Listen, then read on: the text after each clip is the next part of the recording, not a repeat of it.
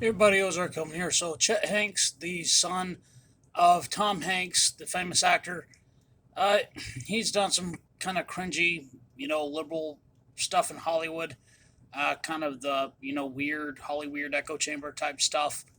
But he was a big part of the whole anti-racist white man bad movement. He even came up with a rap video called "White Boy Summer," where kind of the theme of it seemed to be encouraging interracial dating, interracial relationships.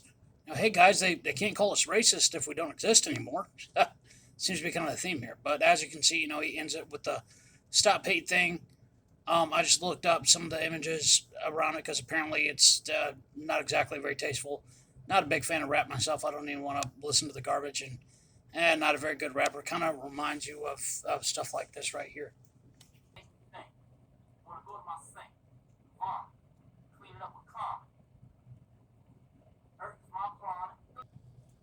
So there he is with the Bahamian flag. Anyway, the whole anti-racist thing has backfired spectacularly. So his now ex-girlfriend, by the way, that was a Jamaican flag, I believe, not the Bahamian flag. But anyway, now his ex-girlfriend is now accusing him of assault, dragging his dad into it, doing this to his whole family, accused him of doing the most horrible thing imaginable, the racisms, even though she apparently smashed him over the head with a pot. No, I'm not kidding. That's the allegation again, allegedly.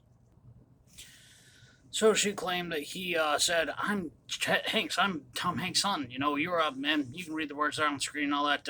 So again, yeah, this is what he gets for all his so-called anti-racism efforts. I mean, because anti-racism, it's not code for anti-white. It's intersectionalism, cultural Marxism, critical theory.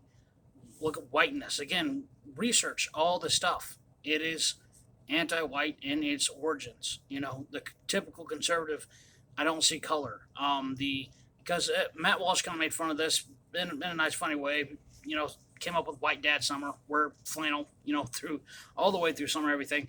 It's funny, but again, the conservative answer to this is not really an answer at all. It's literally just a different chapter of intersectionalism.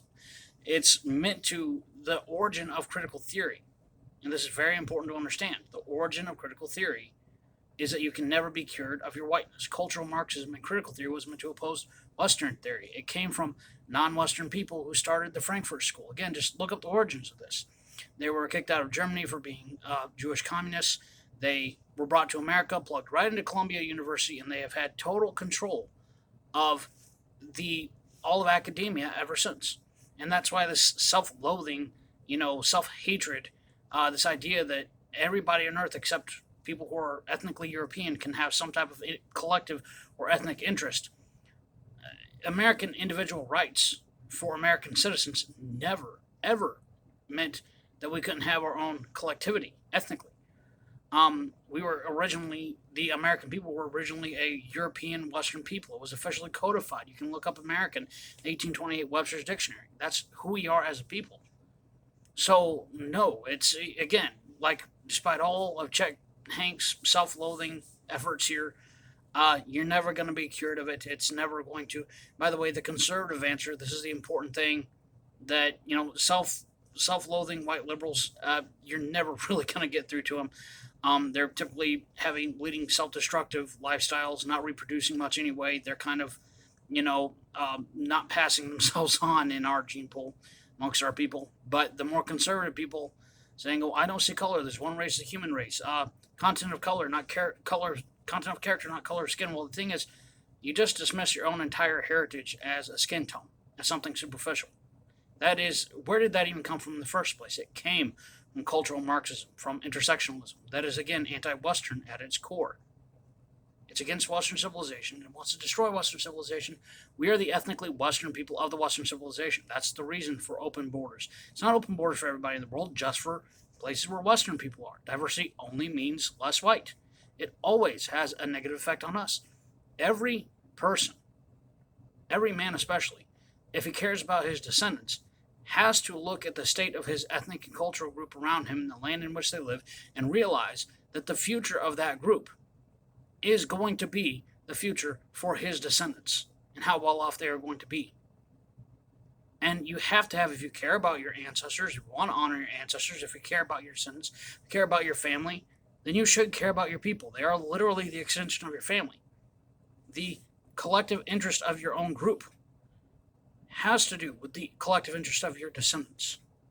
If you care about your family and your descendants at all, you have to care about your people. There's no way out of this.